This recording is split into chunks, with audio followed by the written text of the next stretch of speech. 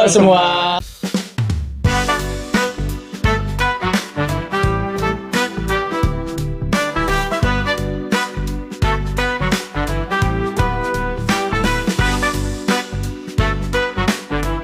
Kami dari kelompok 5 TLQ ingin memaparkan materi kami mengenai integrasi nasional. Sebelumnya, perkenalkan kami. Michael Patrimojo Sirait dengan NIM 114240065. Saya Ega Surganis Tebu dengan NIM 114240063. Saya Roy Ibrahimovic dengan NIM 114240064. Saya Jalo Sana dengan NIM 114240066. Cekidot. Apa sih integrasi nasional itu? Integrasi sendiri berasal dari bahasa Inggris yaitu integration, yang artinya kesempurnaan atau keseluruhan. Nah, integrasi sendiri dimaknai sebagai proses penyesuaian di antara unsur-unsur yang berbeda di kehidupan masyarakat yang memiliki keserasian fungsi. Integrasi sosial sendiri dapat terjadi ketika sebagian besar masyarakat memiliki kesepakatan tentang batas-batas teritorial, norma-norma, atau pranata-pranata sosial. Selanjutnya terdapat beberapa syarat terjadinya integrasi nasional. Yang pertama, terdapatnya kesadaran masyarakat bahwa mereka itu saling membutuhkan satu dengan yang lainnya, di mana manusia adalah makhluk sosial. Lalu yang kedua, terdapatnya kesepakatan masyarakat mengenai nilai fundamental yang menjadi tuntunan bersama.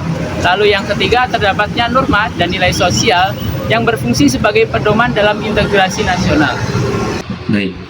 Nah, integrasi nasional sendiri memiliki faktor pendorong dan faktor penghambatnya. Nah, di sini faktor pendorongnya memiliki beberapa poin-poin. Yang pertama adalah perasaan senasib dan perjuangan. Nah, perasaan senasib dan perjuangan ini merupakan suatu faktor yang dapat mendorong masyarakat sehingga masyarakat ini dapat merasakan apa yang dirasakan oleh teman-teman yang lain, walaupun itu berasal dari suku, agama atau ras yang berbeda. Nah, yang kedua adalah keinginan untuk bersatu. Keinginan untuk bersatu ini dapat menumbuhkan integrasi nasional dengan sangat kuat karena masyarakat Indonesia dapat dengan sadar bahwa keberagaman itu harus disatukan untuk mencapai suatu ketahanan nasional. Nah, rasa cinta tanah air, sikap rela berkorban, adanya konsensus nasional, rasa saling ketergantungan, dan media massa. Nah, semua itu merupakan faktor pendorong yang dapat mempengaruhi penguatan integrasi nasional di bangsa kita. Karena integrasi nasional ini memerlukan faktor untuk ditumbuhkan dalam masyarakat kita agar masyarakat kita yang heterogen ini, yang berbeda-beda, dapat disatukan untuk memperkuat bangsa kita agar tidak terjadinya perpecahan. Namun di sisi lain terdapat juga faktor penghambat dari adanya integrasi nasional untuk mewujudkan integrasi nasional ini. Nah, yang pertama adalah masyarakat yang heterogen. Seperti yang saya katakan tadi, masyarakat Indonesia terkenal dengan masyarakat yang sangat heterogen, beragam suku, agama, ras, budaya, dan keyakinannya masing-masing. Nah, masyarakat yang heterogen ini bisa dibilang dapat menjadi salah satu faktor penghambatnya karena masyarakat Indonesia memiliki pemikiran masing-masing dalam menjalani kehidupan sebagai warga negara. Ya, karena masih tergantung dengan budaya masing-masing. Mereka masih percaya dengan apa yang mereka anut sejak lahir, bukan apa yang mereka anut sebagai warga negara Indonesia. Yang kedua adalah wilayah dengan luas dan karakteristik yang berbeda. Nah, seperti yang saya katakan tadi, dengan masyarakat yang heterogen dan wilayah yang sangat luas, masyarakat Indonesia ini memiliki keberagaman yang sangat jauh berbeda dari satu wilayah dengan wilayah yang lain. Apalagi wilayah Indonesia ini merupakan wilayah kepulauan yang sangat luas. Jadi masyarakatnya memiliki kepercayaan dan perbedaan yang sangat signifikan. Nah, tingginya ancaman dan hambatan dari luar. Nah, hambatan dari luar juga dapat mempengaruhi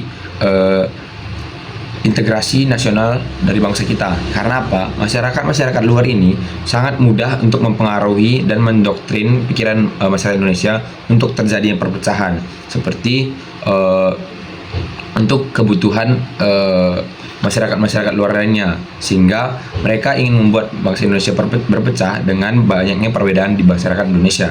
Yang terakhir adalah paham etnosentrisme. Nah, paham etnosentrisme sendiri merupakan paham yang mana masyarakat itu menganggap budaya sendiri merupakan budaya yang lebih baik dibandingkan, atau budaya itu merupakan budaya standar bagi dirinya dibanding dengan budaya-budaya yang lainnya.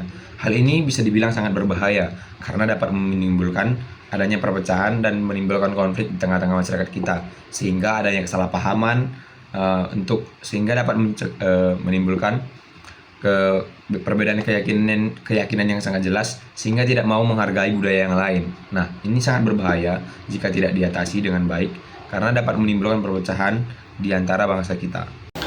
Oh ya, jadi berikut merupakan contoh integrasi nasional. Itu yang pertama, peristiwa Sumpah Pemuda pada tahun 1928 sebagai bentuk persatuan bangsa.